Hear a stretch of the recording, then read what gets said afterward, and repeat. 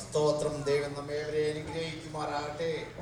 നാം നിന്നുകൊണ്ട് തന്നെ 48 സങ്കീർത്തനം വാക്യം പ്രതിവാക്യമായി വായിക്കുകയും അവസാനത്തെ രണ്ട് വാക്യങ്ങൾ നമുക്ക് ചേർന്ന് വായിക്കുകയും ചെയ്യാം. Psalm 48.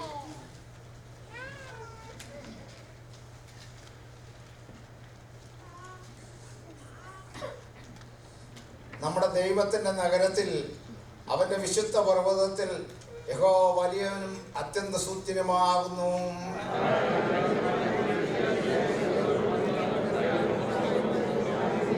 അതിൻ്റെ അരമനകളിൽ ദൈവം ഒരു ദുർഗമായി വെളിപ്പെട്ടു വന്നിരിക്കുന്നു. അവർ അതുകൊണ്ട് അമ്പരന്ന് അവർ പരിഭ്രമിച്ച് ഓടിപ്പോകുകയും കിഴക്കൻ കാറ്റുകൊണ്ട് തർസീസ് കപ്പലുകളെ ഉടച്ചു കളയുന്നു. നാം കണ്ടതുപോലെ തന്നെ സൈന്യങ്ങളുടെ നഗരത്തിൽ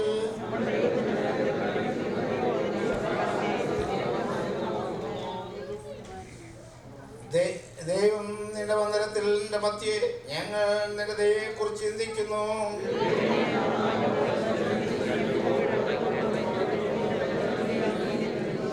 ന്യായവിധികൾ നിമിത്തം സിയോൻ പർവ്വതം സന്തോഷിക്കുകയും യുവതാപുത്രന്മാർ ആനന്ദിക്കുകയും ചെയ്യുന്നു. വരുവാനുള്ള തലമുറയോട് അറിയിക്കേണ്ടതിനെ അതിന്റെ ഉത്തരങ്ങളെ സൂക്ഷിച്ചരമനങ്ങളെ നടന്നു നോക്കുകയും ഈ ദൈവം എന്നും എന്നേക്കും നമ്മുടെ ദൈവമാകുന്നു. അവൻ നമ്മെ വഴി നടത്തും. നമുക്ക് ദൈവത്തെ സ്തുതിക്കാൻ എല്ലാവരും ദൈവത്തെ സ്തുതിക്കാം. നമ്മെ വഴി നടത്തുന്ന, നമ്മൾക്ക് വേണ്ടി കരുതുന്ന, നമ്മുടെ തലമുറയ്ക്ക് വേണ്ടി അറിയിക്കുന്ന സർവശക്തനായ ദൈവം, ആ നഗരമായ ഒരു നഗരം അവൻ നമുക്കായി ഒരുക്കിയിരിക്കുന്നത് ഓർത്ത് എല്ലാവരും ദൈവത്തെ സ്തുതിക്കാം. Hallelujah, hallelujah, hallelujah.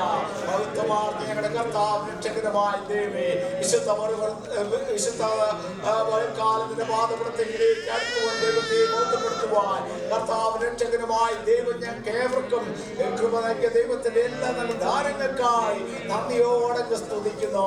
അല്പസമയത്തിന്റെ പാദപ്പെടുത്തലായിരിക്കേണ്ട ആവശ്യമായ ദൈവത്തിന്റെ സ്വർഗീയാലോചനകൾ ഞങ്ങൾക്ക് തരുമാറാകണമെന്ന് പ്രാർത്ഥിക്കുന്നു. മഹത്വം തിരുനാമത്തിനായിരിക്കണം. യേശുവിൻ നാമത്തിൽ അപേക്ഷിക്കുന്നു. കൃപയോടെ കേൾക്കണമേ.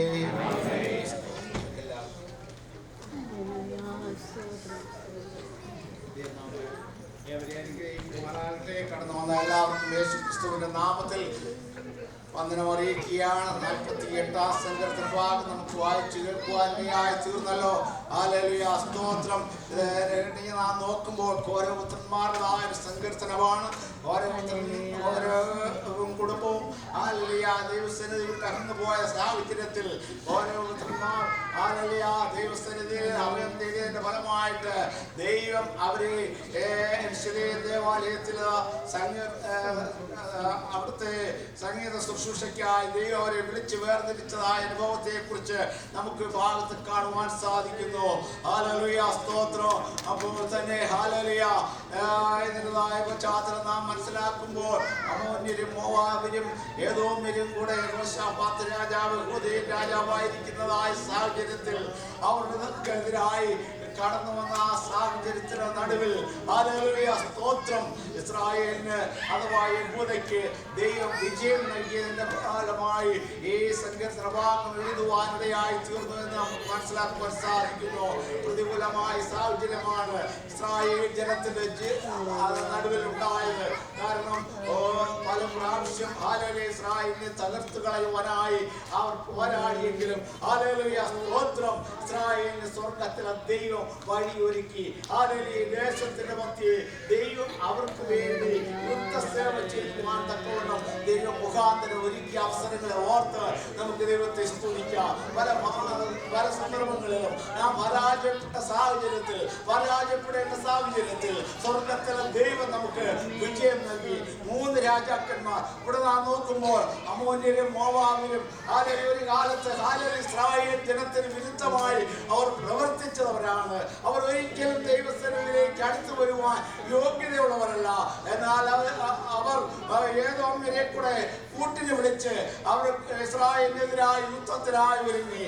എങ്കിലും ഹല്ലേലൂയ ഈ പടയിൽ നിന്ന് പൊരുതണ്ട എന്ന് പറഞ്ഞുകൊണ്ട് ഹല്ലേലൂയ ആ ദൈവത്തിന്റെ ദൈവത്തിന്റെ അത്യന്ത സ്നേഹത്താൽ അവർക്ക് വിജയം നൽകുവാനിടയായിരുന്നു. ദൈവജനമേ, നമ്മുടെ ജീവിതത്തിലും സ്വർഗത്തിലെ ദൈവം നമുക്ക് വേണ്ടി യുദ്ധസേവ ചെയ്യുന്നവരാണ്. ഹല്ലേലൂയ, സ്തോത്രം. സങ്കീർത്തനത്തിലേക്ക് നാം കടന്നു വന്നാൽ ഒന്നും രണ്ടും വാക്യം നാം വായിക്കുമ്പോൾ നമ്മുടെ ദൈവത്തിന്റെ നഗരത്തിൽ, അവന്റെ വിശുദ്ധ പർവ്വതത്തിൽ വലിയവനും അത്യന്ത സുസ്ഥിരമാകുന്നു. മഹാരാജാവിന്റെ നഗരമായ ഉത്തമഗിരിയായ സിയോൻ പർവ്വതം ഉയരം കൊണ്ട് മനോഹരവും സർവഭൂമിയുടെയും ആനന്ദമാകുന്നു.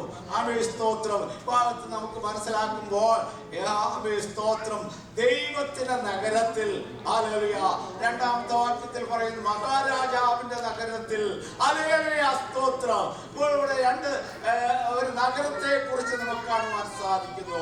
ലോകമെമ്പാടും അറിയപ്പെടുന്ന ഒരു അനുഭവമാണ്, ഹല്ലേലൂയ, സ്തോത്രം. ഇന്ന് അനേകരുടെ ദൃഷ്ടി, ഹല്ലേലൂയ, സ്തോത്രം, ഈ ലോകത്തിന്റെ കേന്ദ്രഭാഗമായ ഇസ്രായേലിലേക്ക് നോട്ടമിട്ടിരിക്കുന്നതായ അനുഭവം നമുക്ക് കാണുവാൻ സാധിക്കുന്നു. ആമേൻ, സ്തോത്രം. ഈ മഹാനഗരം, ആമേൻ, സ്തോത്രം, ഏതാണെന്ന് നാം നമ്മെ തന്നെ സൂചന ചെയ്താൽ, ഹല്ലേലൂയ, സ്തോത്രം, യെരൂശലേം പട്ടണത്തിൽ ഏറ്റവും അനേക കുന്നുകളാൽ, അനേക മലകളാൽ ചുറ്റപ്പെട്ട ആ സാഹചര്യത്തിന് നടുവിൽ ഏറ്റവും ഉയരം കൂടിയ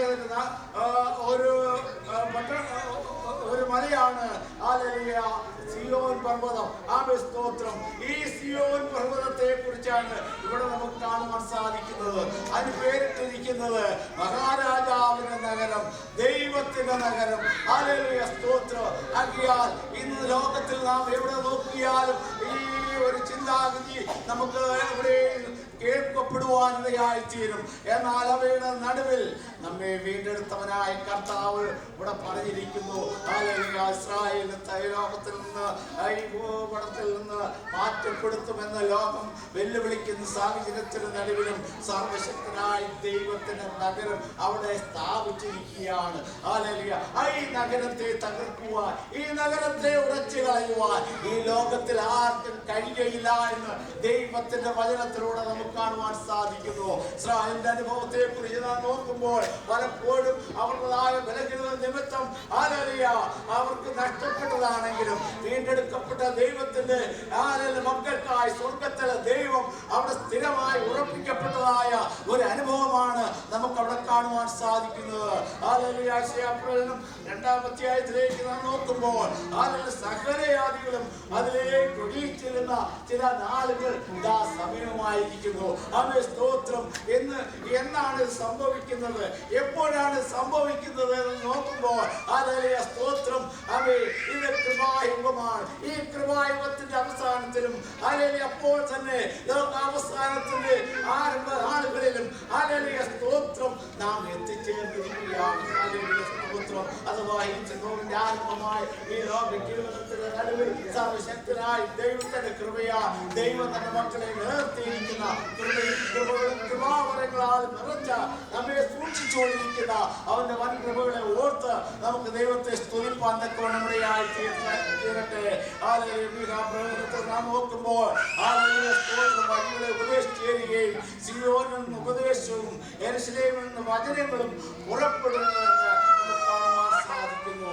സിയോനിൽ നിന്ന്, ഹല്ലേലൂയ, ഉപദേശവും, ഹല്ലേലൂയ, യെരൂശലേമിൽ നിന്ന് വചനങ്ങളും, ഹല്ലേലൂയ, അവന്റെ വഴികളും നമുക്ക് കാണിച്ചു തരും. കർത്താവ് തന്നെ പറയുന്നത്, ഞാൻ തന്നെ വഴിയും സത്യവും ജീവനുമാകുന്നുവെന്ന്.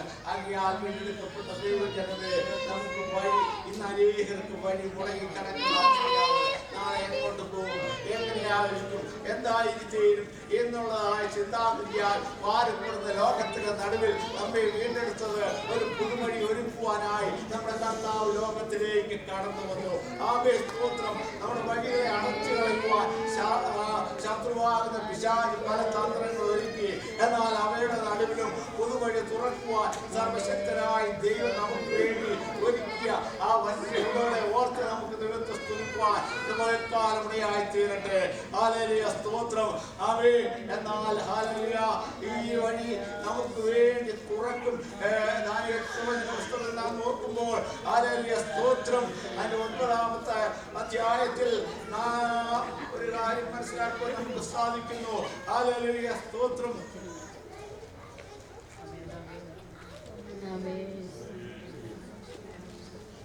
അതിന്റെ 9:26 വാക്യം വായിക്കാൻ ആഗ്രഹിക്കുന്നു. ഹല്ലേലൂയ, സ്തോത്രം. 62 ആഴ്ചവട്ടം കൊണ്ട് അതിന്റെ അവസാന ഭാഗം നാം മാത്രം വായിക്കാൻ ആഗ്രഹിക്കുകയാണ്. പിന്നെ വരുവാനിരിക്കുന്ന പ്രഭുവിന്റെ പടജനം നഗരത്തെ വിശുദ്ധ മന്ദിരത്തെ നശിപ്പിക്കും. അവന്റെ അവസാനം ഒരു പ്രളയത്തോടു കൂടെ ആയിരിക്കും. വരുവാനിരിക്കുന്ന പ്രഭു, ഹല്ലേലൂയ, പ്രഭുവിന്റെ പടജനം നഗരത്തെയും വിശുദ്ധ മന്ദിരത്തെയും നശിപ്പിക്കും. ആമേൻ, സ്തോത്രം. എന്നാൽ ഈ നഗരത്തെ കുറിച്ച് ഇതുവരെ നാം നോക്കുമ്പോൾ ഹല്ലേലൂയ, കഴിഞ്ഞ നാളുകളിൽ ഉണ്ടായിരുന്നു. അത് ദാവീദിൻ്റെതായ കാലഘട്ടത്തിൽ സ്വർഗത്തിലെ ദൈവം ദാവീദിന് വേണ്ടി ഒരുക്കിയതായ ഒരു അനുഭവമാണ്. ഹല്ലേലൂയ, സ്തോത്രം. യെബൂസ്യരുടെ കയ്യിൽ അകപ്പെട്ടിരുന്നതായ ഈ നഗരത്തെ ഹല്ലേലൂയ, ദാവീദ് രാജാവ് തന്റെ സ്ഥാനത്തിലേക്ക് കടന്നു വന്ന സാഹചര്യത്തിൽ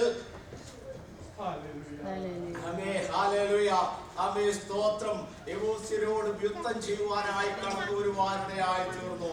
അപ്പോൾ യെബൂസ്യ രാജാവ് ഇപ്രകാരം പറഞ്ഞു, ഇവിടെയുള്ളതായ മുടന്തരും കുരുടനും നിന്നെ തടുക്കാനുള്ളതേ ഉള്ളൂ.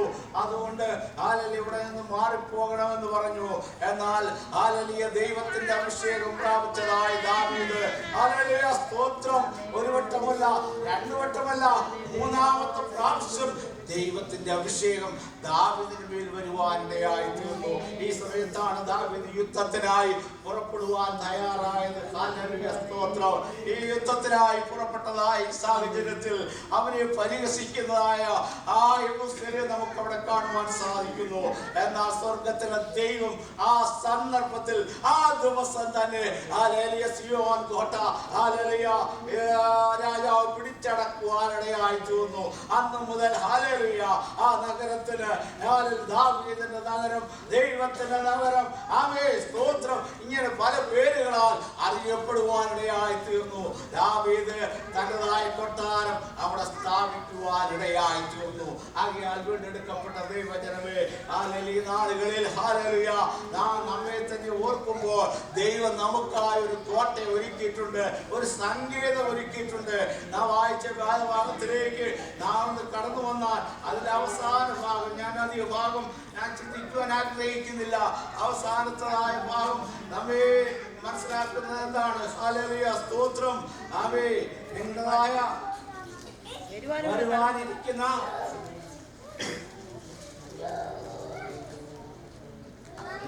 വായിച്ച സങ്കീർത്തന ഭാഗം വരുവാനുള്ള തലമുറയോട് അറിയിക്കേണ്ടതിന് അതിന് കൊത്തളങ്ങളെ സൂക്ഷിച്ച് അരമനകളെ നടന്നു നോക്കുവീൻ.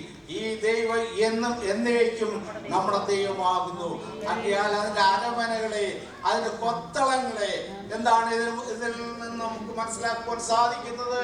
ഹല്ലേലൂയ, ദാവീദ് അവിടെ അനുഗ്രഹിക്കപ്പെട്ടതായ ഒരു കൊട്ടാരം പണിയുവാനിടയായി തീർന്നു.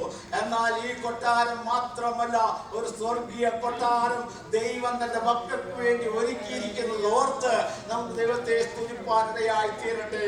ഹല്ലേലൂയ, നമ്മെ തകർത്തു കളയുവാൻ ശത്രുവാകുന്ന പിശാച് പല തന്ത്രങ്ങൾ ഒരുക്കിക്കൊണ്ടിരിക്കുകയാണ്. എങ്കിലും ഹല്ലേലൂയ, അവന്റെ കൊത്തളങ്ങളെ നോക്കുമ്പോൾ ഹല്ലേലൂയ, നമ്മെ തകർക്കുവാൻ ഈ ലോകത്തിൽ ആർക്കും കഴിയയില്ല എന്ന് ദൈവത്തിന്റെ വചനത്തിലൂടെ നമ്മെ പഠിപ്പിക്കുന്നു.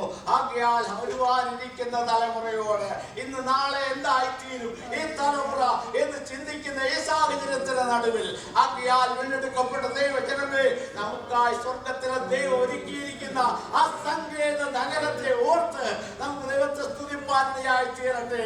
എന്തെല്ലാം പ്രതികൂലം വന്നാലും, ഏതെല്ലാം സാഹചര്യത്തിലൂടെ നാം കടന്നു പോവേണ്ടി വന്നാലും ഹല്ലേലൂയ എന്റെ ദൈവം തന്റെ മക്കൾക്കായി ഒരു സങ്കേതം ഒരുക്കിയിട്ടുണ്ട്, ഒരു കൊട്ടാരം ഒരുക്കിയിട്ടുണ്ട്. ഈ കൊട്ടാരത്തിൽ നിന്ന് വീണ്ടെടുക്കപ്പെട്ട ദൈവത്തിന്റെ മക്കളെ മാറ്റുവാൻ ഈ ലോകത്തിൽ ആർക്കും കഴിയുകയില്ല എന്ന് ദൈവം തന്റെ മക്കളെ അവരോട് പറയുന്നു.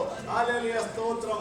ഈ ഭാഗത്ത് യെരൂശലേമിൻ്റെതായ സങ്കേത നഗരങ്ങളെ കുറിച്ച് നാം വീണ്ടും പഠിക്കുമ്പോൾ ഹല്ലേലൂയ സ്തോത്രം അതിന്റെ വെളിപ്പാട് പുസ്തകം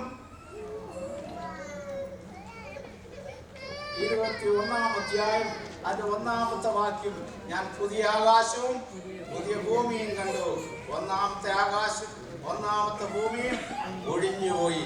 ആകയാൽ ദൈവജനമേ, ഭൂമിയും ആകാശവും ഈ ലോകത്തിലുള്ള സകലം നീങ്ങിപ്പോകും, എന്നാൽ നീങ്ങിപ്പോകാത്തതായ ഒരു കാര്യം നമുക്കുണ്ട്.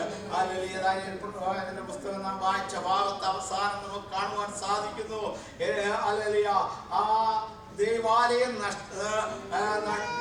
നശിപ്പിക്കുവാനായി ഒരു രാജാവ് കടന്നു വരുന്നു എന്ന്.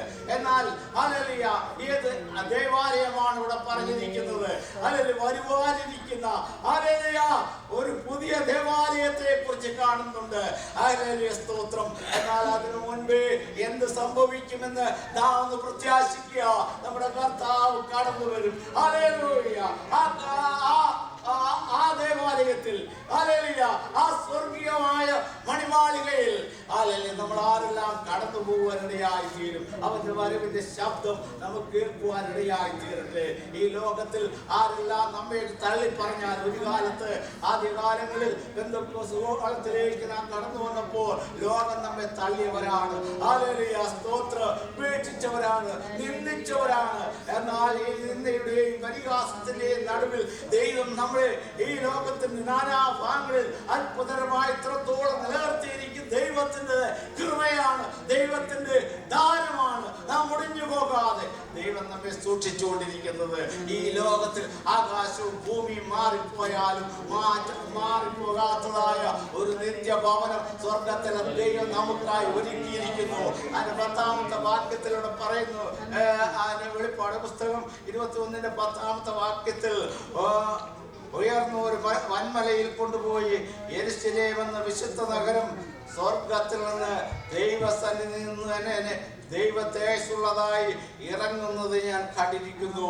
ഹല്ലേലൂയ സ്തോത്രം. അപ്പോൾ അവിടെ നമുക്ക് കാണുവാൻ സാധിക്കുന്നത് എന്താണ്? ഹല്ലേലൂയ ഈ ലോകത്തിലെ സകലതും മാറ്റപ്പെട്ടാലും മാറ്റപ്പെടാത്തതായ ഒരു കാര്യമുണ്ട്. ഹല്ലേലൂയ യെരൂശലേം ദേവാലയം, യെരൂശലേം നഗരം, ഹല്ലേലൂയ സിയോൻ കോട്ട, സ്തോത്രം. ആകയാൽ അതിൽ അഭയം തേടുവാൻ, അതിൽ ആശ്രയിപ്പാൻ പരിശുദ്ധനായ ദൈവം നമ്മേവരെയും സഹായിക്കുമാറാകട്ടെ. സർവശക്തനായ ദൈവത്തിൻ്റെതായ വൻ കൃപയിൽ നമ്മെ നിർത്തുവാൻ ദൈവം മതിയായവനാണ്. ഹല്ലേലൂയ ആ വിശുദ്ധ നഗരത്തിൽ, ഹല്ലേലൂയ ആ വിശുദ്ധ നഗരത്തിൽ നമ്മെ തന്നെ ഏൽപ്പിച്ചു നാം കാണപ്പെടുവാൻ തക്കവണ്ണം പൂർണ്ണമായി നമ്മെ തന്നെ സമർപ്പിക്കാം. പരിശുദ്ധനായ ദൈവം നമ്മേവരെയും അനുഗ്രഹിക്കുമാറാകട്ടെ എന്ന് പ്രാർത്ഥിച്ചുകൊണ്ട് ഹല്ലേലൂയ നമ്മുടെ തലമുറകളോട് നമുക്ക് പറയുവാനുള്ളതായ ഒരു കാര്യമാണ്. ഹല്ലേലൂയ ഇതാ സ്വർഗത്തിൽ നിറങ്ങി വരുന്ന ഒരു ഹല്ലേലൂയ സ്വർഗീയ കൊട്ടാരം, സ്വർഗീയ യെരൂശലേം, ഹല്ലേലൂയ ആമേൻ, സ്വർഗീയ നഗരം. ആമേൻ, ഈ നഗരത്തിൽ നാം ഏവരും കാണപ്പെടുവാൻ, നമ്മുടെ തലമുറയിൽ കാണപ്പെടുവാൻ ആമേൻ നമ്മെ തന്നെ നമുക്ക് ഏൽപ്പിച്ചു കൊടുക്കുന്ന വചനങ്ങളാ ദൈവം നമ്മെ ഏവരെയും അനുഗ്രഹിക്കുമാറാകട്ടെ എന്ന് പ്രാർത്ഥിച്ചുകൊണ്ട് ഞാൻ പറഞ്ഞു.